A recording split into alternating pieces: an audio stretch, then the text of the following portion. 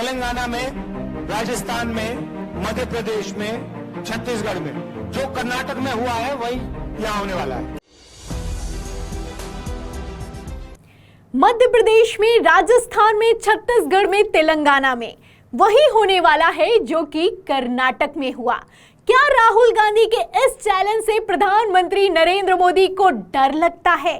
क्या मध्य प्रदेश में दूसरी सूची जारी करके बीजेपी ने अपने ही पैरों पर कुल्हाड़ी मार ली है?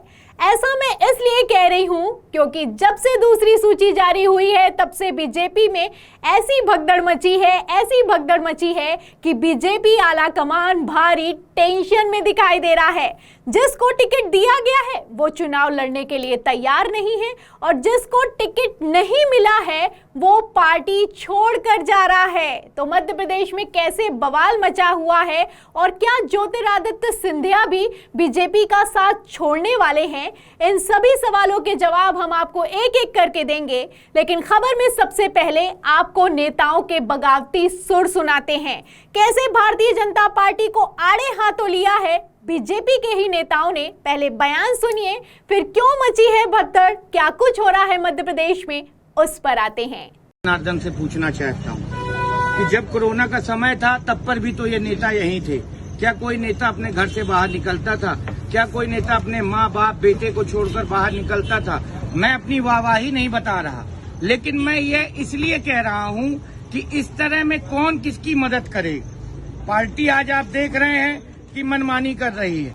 हाँ, मतलब मैंने तो वैसे कहा था कि मैं चुनाव नहीं लड़ना चाहता हूँ और पार्टी के हमारे वरिष्ठ नेताओं का निर्देश मुझे परसों मिल गया था। मैंने असमंजस में था और आज एकदम अचानक घोषणा कर दी तो मैं खुद ही बहुत आश्चर्यचकित रह गया। तो सुना आपने, ये राष्ट्रीय महासचिव कैलाश विजय वर्गीय हैं। उनका कहना है कि मैंने तो पहले ही कह दिया था कि मैं चुनाव नहीं लड़ना चाहता हूं, लेकिन न जाने क्यों उनको टिकट दे दिया गया है। जब अचानक ऐलान किया गया तो वो भी हैरान रह गए। वहीं दूसरी तरफ एक और नेता है, उनका कहना है कि बीजेपी के जिन सांसदों को टिकट दिया गया है उन्होंने मध्य प्रदेश में काम नहीं किया है, हम लोग जमीन पर उतरे हुए थे। अब हमको टिकट न देकर उनको टिकट दिया गया है, बीजेपी पार्टी मनमानी कर रही है। ये वीडियो सोशल मीडिया पर वायरल हो रहे हैं। आप देखिए, इस वीडियो को शेयर करते हुए लिखा है कि बीजेपी की दूसरी लिस्ट के साथ नाराजगी का सिलसिला शुरू हो चुका है।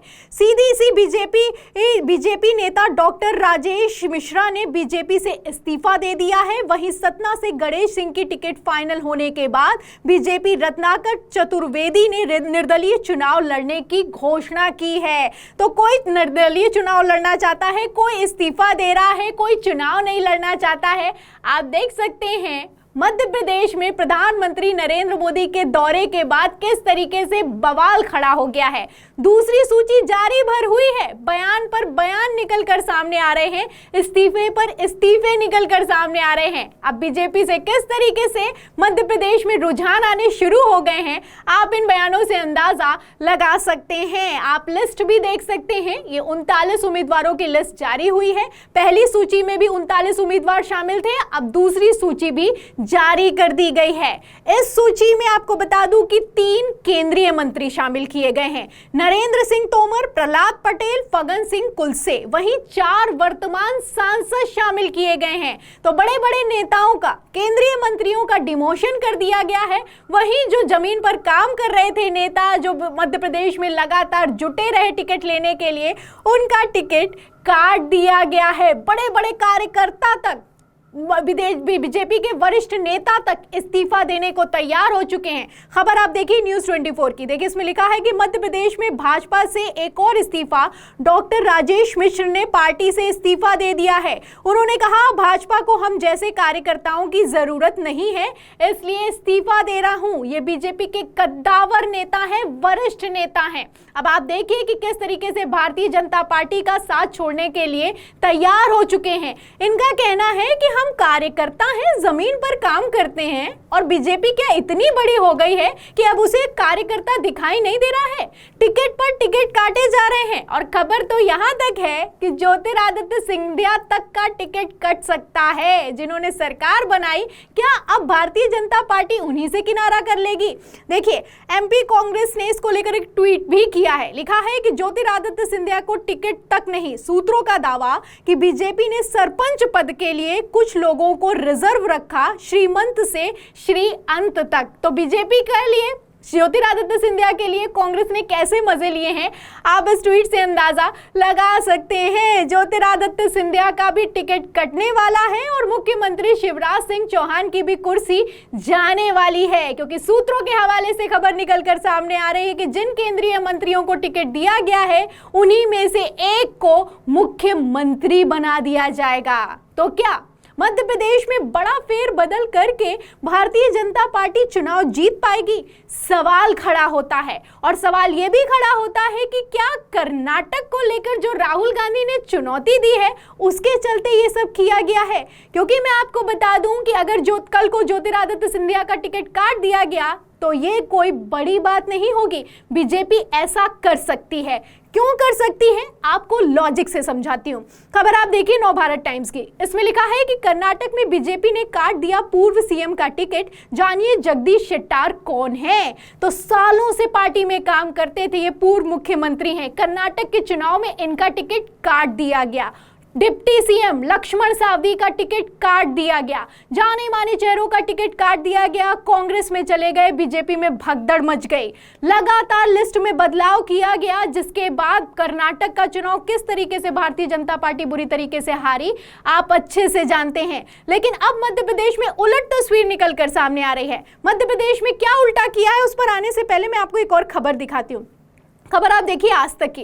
देखिए, इसमें लिखा है कि कर्नाटक दागी को नो एंट्री, परिवारवाद से दूरी, पीएम के कहने पर कितनी बदलेगी बीजेपी की पहली लिस्ट। तो ये कर्नाटक चुनाव की बात है।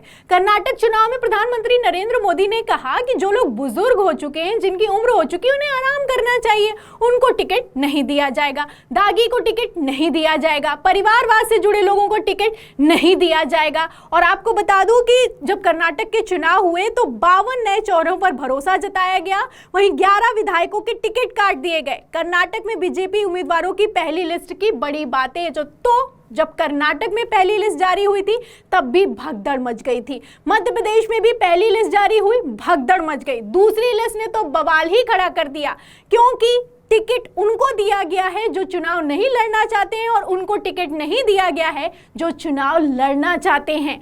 अब आपको बता दूं, कैलाश विजयवर्गीय भारतीय जनता पार्टी के राष्ट्रीय महासचिव हैं। उनको टिकट दिया गया है और वो टिकट मिलने से कितना हैरान परेशान है, इसके लिए आप खबर देखिए आज तक की। देखिए, इसमें लिखा हुआ है कि कैलाश विजयवर्गीय के बेटे आकाश विजयवर्गीय फिलहाल इंदौर 3 से विधायक है, लेकिन अब पिता कैलाश विजयवर्गीय को इंदौर एक्ट 1 से टिकट मिलने के बाद आकाश विजयवर्गीय के टिकट कटने के संकेत मिल रहे हैं। तो अब देखिए मध्य प्रदेश में कैसे खेल उल्टा कर दिया गया है। कर्नाटक में टिकट काटे गए थे, बड़े लोग जो पूर्व मुख्यमंत्री रह चुके हैं, जो पूर्व डिप्टी सीएम रह चुके हैं, और यहाँ पर देखिए जो युवा चेहरे हैं उनके टिकट काटे जा रहे हैं और उनके पिता को टिकट दिए जा रहे हैं। कैलाश विजयवर्गीय को टिकट दिए जा रहे हैं, सांसदों को टिकट दिए जा रहे हैं, और उन लोगों को टिकट नहीं दिए जा रहे हैं जो कि बीजेपी के लिए मध्य प्रदेश में जमीन पर काम करते हैं। अब इसके बाद से तो भगदड़ मच गई है।